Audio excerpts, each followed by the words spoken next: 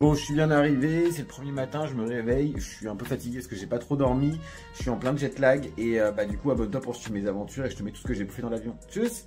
Du coup c'est parti, la voix off, on voit ce que j'ai mangé dans l'avion pour venir jusqu'à Bangkok. Ici c'était l'avion Paris-Dubaï. Alors comme d'hab je te rappelle que si tu prends l'avion tu peux demander un repas spécial. Du coup moi j'ai demandé un repas VG, mais il y a des repas halal, il y a des repas cachers, sans sel. Enfin bref tu peux demander n'importe quoi quand tu prends un billet d'avion, il faut demander quand tu réserves. Je suis parti avec Emirates et en général la bouffe elle est grave bonne. T'as des petits couverts qui sont des vrais couverts en métal, genre trop classe. On a commencé en entrée avec un petit taboulé. Et franchement, ce petit taboulé était vraiment plutôt pas mal. Je me suis assez régalé, j'ai pas été déçu. Ça avait vraiment du goût et c'était bien épicé.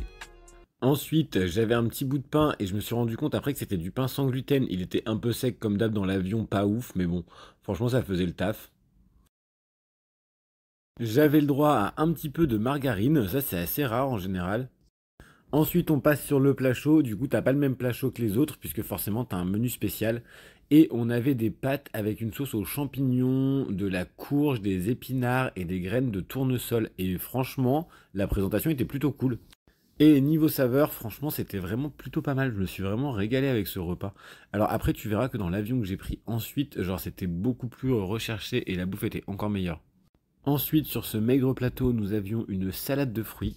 Bon bah voilà quoi, salade de fruits. Et honnêtement, j'étais un peu déçu parce qu'il y avait de la mangue et elle était pas ouf quoi. Mais bon, petite salade de fruits. Et ensuite, après la salade de fruits, encore des fruits, des abricots secs. Voilà, des abricots secs.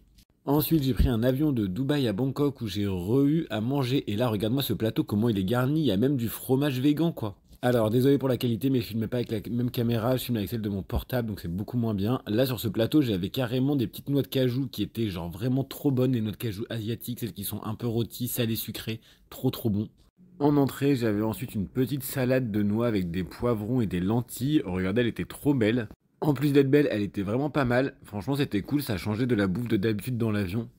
Comme d'hab, un petit bout de pain en plastique. Celui-là n'était pas sans gluten et il était encore plus sec. Alors, j'avais des espèces de petits crackers. Il faut savoir que les crackers, eux, ils mangent le fromage avec. Genre, ils ont pas vraiment de pain, ils mangent pas de pain. Et en général, dans les pays asiatiques, tu retrouves souvent des crackers comme ça quand tu prends du fromage. On prend rarement du fromage en pays asiatique, mais sache-le, eux, ils mangent ça comme ça. Là-dessus, là, comme ça, là, avec du fromage. Bon, moi, du coup, j'ai du fromage végé, trop cool. Et en plat ensuite, on avait des légumes avec du riz. Alors ça s'appelle du chou bok choy, si je dis pas de conneries, avec du riz.